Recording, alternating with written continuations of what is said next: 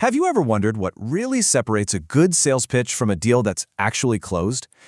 It's not always the product, and it's definitely not just the price. So often, it all comes down to one single critical moment: the offer. Today, we're going to unlock the secrets to making an offer that's basically impossible to refuse. This quote right here, it just gets straight to the heart of it all. I mean, finding an opportunity is one thing, but knowing how to actually act on it, that's the whole ballgame. It's a really powerful reminder that execution is everything, especially when you can see that finish line. So we are diving deep into Snapshot Systems guide, closing deals, make an offer, and I'm telling you, it really is a masterclass. Why? Because it zeroes in on that crucial, high-stakes moment where a simple conversation has the potential to become a real, lasting commitment. All right, here's our game plan for how we're going to break all this down. We're going to start with the big picture philosophy behind the offer. Then we'll dig into the core psychology. After that, we'll map out how you build that bridge from just casual interest to solid commitment. You'll learn why objections are actually a good thing, I promise. We'll master the art of the follow-up, and we'll finish with a hands-on worksheet you can start using right away. Okay, let's kick things off with the big idea here: the offer as a moment of alignment. Look, this isn't just about a transaction or a price tag. It's that precise point in time where your deep understanding of what the client needs lines up perfectly with your solution. It's where value stops being an abstract idea and becomes visible. Now, check out how this slide breaks down the value equation. This right here is a total game changer. See, perceived value isn't just some random feeling. It's a real calculation happening inside your client's head. On the top of the equation, you've got their dream outcome multiplied by how likely they think it is to actually happen. And on the bottom, you've got the costs: their time, their effort, and their risk. A winning offer makes that top number feel absolutely huge and that bottom number feel incredibly small. And this leads us right to the offer triangle, which breaks down a powerful offer into 3 totally essential pillars. First up, desirability. Do they truly want this outcome? Second, feasibility. Can they realistically picture this working for them in their actual life, in their world? And third, urgency. Why is it absolutely crucial to act on this now, not next month or next quarter? So the core principle to remember is that every single deal is a negotiation between perceived value and perceived risk. But here's the secret. While your client might tell you they're logically weighing the pros and cons, their gut feeling has probably already made the decision. That call happens in the emotional part of the brain. The logic just comes in later to justify it. And this is where understanding a little bit of human psychology becomes your secret weapon. Let's take loss aversion. We are literally hardwired to fear losing something more than we desire gaining something new. So you've got to frame your offer around what they'll lose by not acting. Then you've got the status quo bias, Doing nothing is always the path of least resistance. Your offer has to be compelling enough to shake them out of that inertia. And finally, social proof. The simple question, who else has used this, can be more persuasive than all the data in the world. So let's just pause for a second and think about this. What was the last offer you made that just fell flat? And be honest, was it really about the price? Or was it actually a value issue, a timing issue, or maybe deep down it was a trust issue? Pinpointing that why is the absolute first step to mastering the how.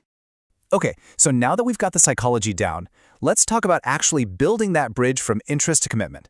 Snapshot's method says it perfectly. Don't just present the offer, build the bridge to it. You have to guide the client, step by step, so that your offer feels like the only logical destination. A really strong offer is built on 3 key things. Number 1, problem clarity. The client has to be able to state their own pain clearly, in their own words. 2, outcome vision. They need to be able to vividly imagine their life or their business after your solution is in place. And 3, the offer mechanics. The path to get them there has to be simple, clear, and totally believable.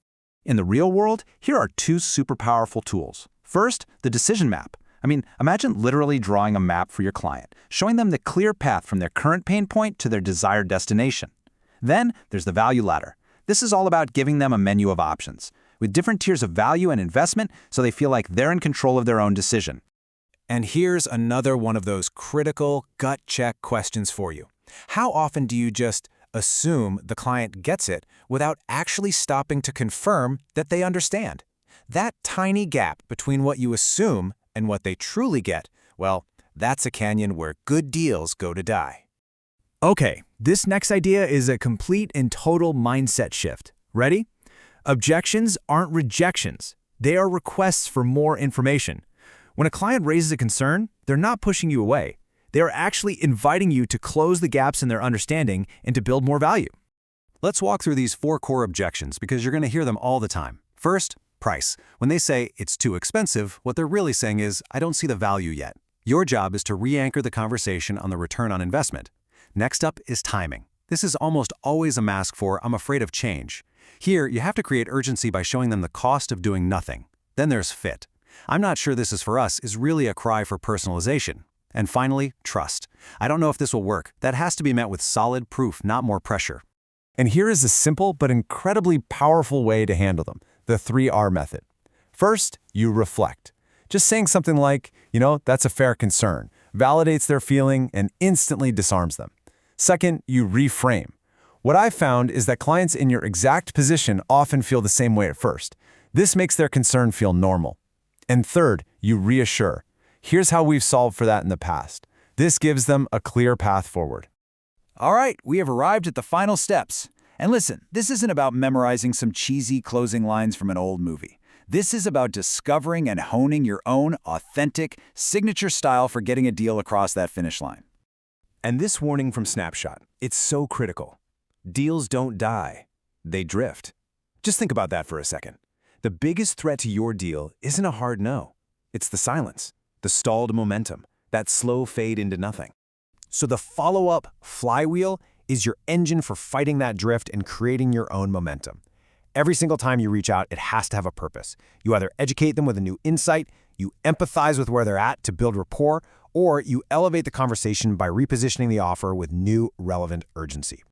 Knowing yourself is half the battle. So which one of these sounds the most like you? Are you the challenger, bold, direct, but you risk coming off as a little pushy? Or maybe you're the consultant, empathetic and thoughtful, but you might hesitate to actually ask for the business. Or are you the closer, super efficient and focused, but you might miss some of those subtle emotional cues? There's no right answer here, but being self-aware is absolutely key. So ask yourself this, honestly. Do your follow-ups actually add value, or are they just checking in? A follow-up that adds value moves the conversation forward. An update request just reminds them that they haven't decided yet. The difference is subtle, but man, it's the key to keeping that deal alive. Okay, let's pull all of these threads together with a practical framework you can use, like right now. This is the bonus offer builder worksheet from the guide, and it's designed to make crafting irresistible offers a systematic, repeatable process. Think of this as your pre-flight checklist. 1. Problem. Are you crystal clear on the pain you're solving? 2. Promise. What is the specific outcome you are delivering? 3. Proof. What makes that promise believable? 4. Path. What are the exact steps to get them there? 5. Price. What's the investment? And finally, number 6, the push. What is the compelling reason for them to act now? So as we wrap this up, I want to leave you with this final thought. After everything we've just covered, what's the one single thing you are going to change in your very next offer? Because remember, a well-crafted offer doesn't just close a deal, it begins a relationship. And it all starts with how you ask.